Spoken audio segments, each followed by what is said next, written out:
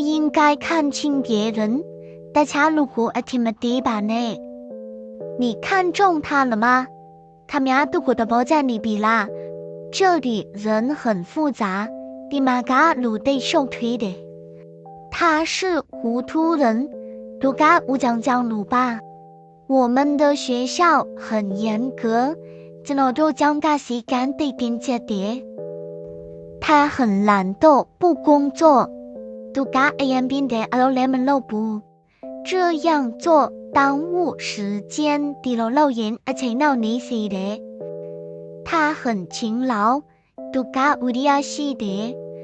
不可以乱冤枉别人，懂呀？古小么说谁呀不？我怕粗鲁的人，怎么嘎才能对路口交叠？ Thanks for watching. Please like and subscribe my channel.